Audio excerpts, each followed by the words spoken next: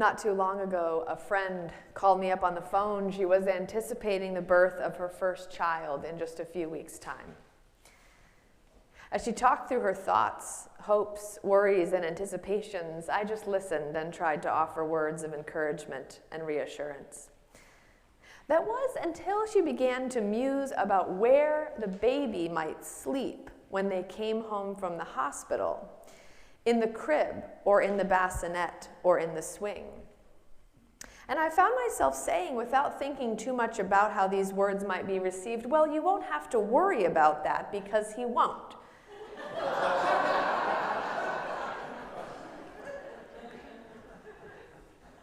Then I kind of tried to correct, at least not for a little while, right? And what I mean by that is he won't sleep in the way that you recognize in this moment to be sleeping, as in lying down alone in a particular place and staying there for a very long time.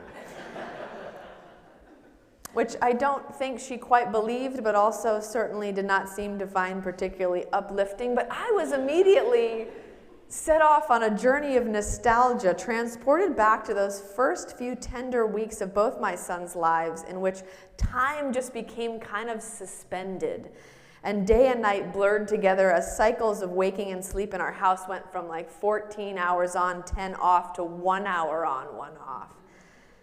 And I was remembering how much during that time we simply held them as they fell asleep, like some strangely nautical watch cycle, which left at least one of us always rocking back and forth in the rocker in the living room at 3 o'clock in the morning.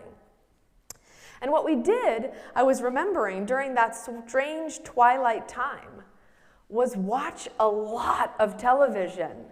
You would not believe how much television you can watch if 10 p.m. to 5 a.m. suddenly become open hours for you to be doing that. Like, what else are you going to do at 2:45 a.m. when you're holding a sleeping baby?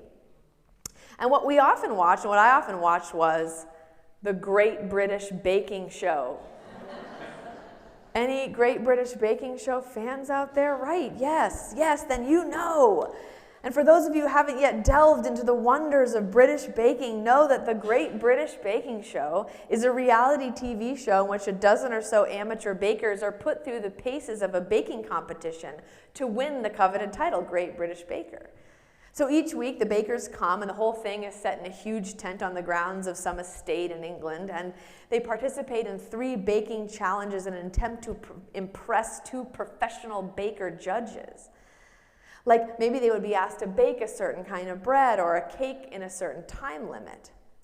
Each week someone is named star baker and someone else is sent home until only 3 contestants remain and engage in a showstopper baking challenge, after which one of them is named the winner and goes home with a really beautiful bouquet of flowers.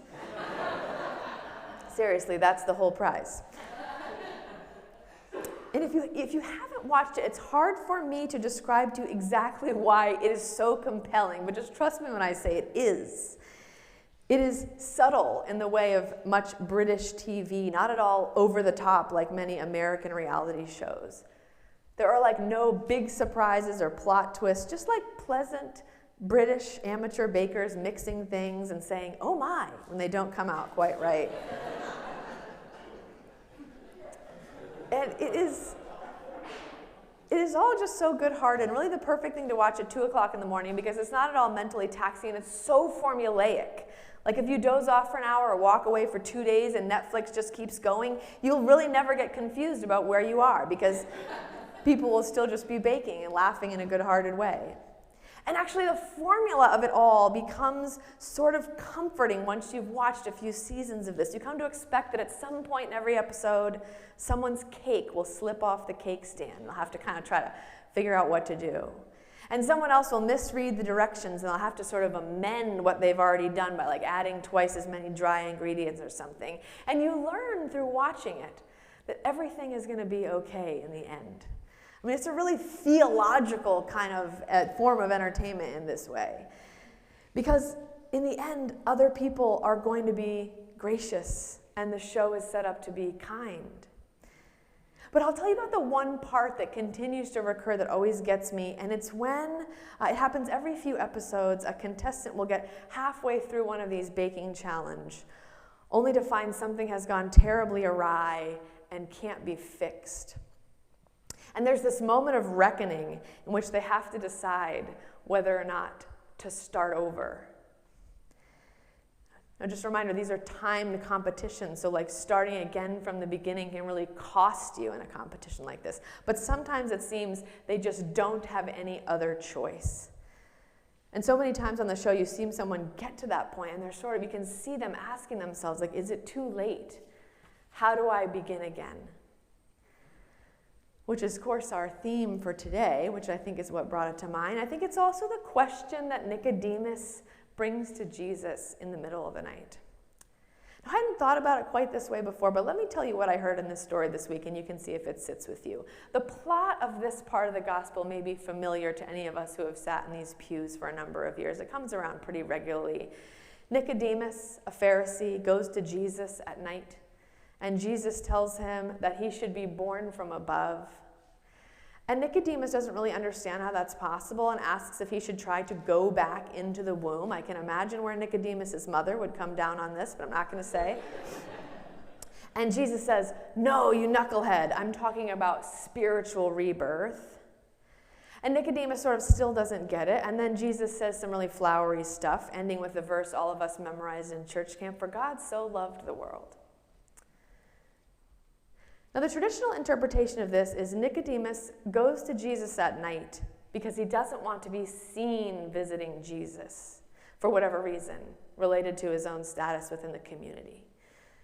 The traditional interpretation is that Nicodemus' lack of understanding is related to the general confusion of most faithful Jews in the face of Jesus' ministry. And that sort of tracks with what's really cooking in John's gospel for most of that text. But reading again this time, I had the sense that perhaps Nicodemus is more than a straw man for the resistant spiritual contemporaries of Jesus in his time. But rather, I started to see him as an embodiment of all of us in our own times. And that is because we all have things that keep us up at night. We all have things that keep us up at night. We have things in our lives that disrupt the flow of our days and leave us sleepless. Some are good things, some are terrible things. Some befall us by our own choice, and some by chance, and some are of our own design. We all have these things that keep us up and keep us searching for some wisdom that often seems just out of our reach. And I see that in Nicodemus. I see him coming to Jesus at night, not because he is ashamed, but because that is when his troubles have him pacing the floor. And I find it so interesting that he comes to Jesus with no particular question in mind, simply the impulse that perhaps this is a place where, or that perhaps this is the person in which God can be found, in which peace can be found.